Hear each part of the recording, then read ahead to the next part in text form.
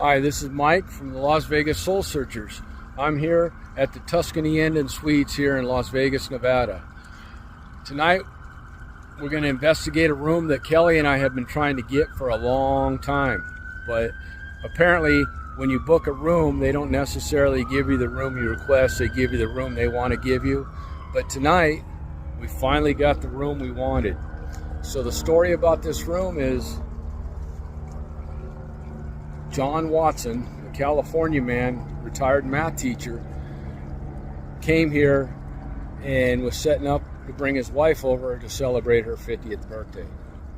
Well, he drove in the day before she flew in, and when he was here drove in, he rented room N118 here because one N120 wasn't available. The reason why he wanted N120 is because 2 of the 3 walls are outside with no adjoining rooms.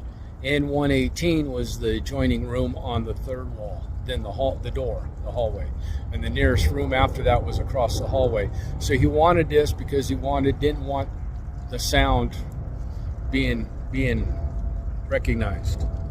So he came in, she flew in the next day. He also booked the rooms here under an alias, Joe Nunez. But he rented a room or booked a room at Circus under his real name because that apparently was going to be his alibi.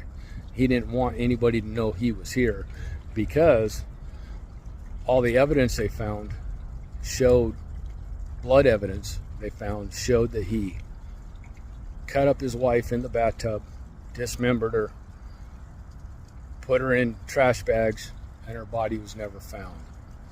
Some evidence, and I believe it was blood evidence, was found in a remote land dump in California.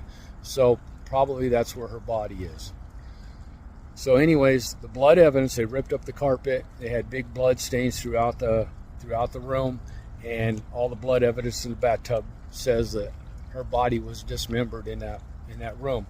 Apparently he shot her, then dismembered her.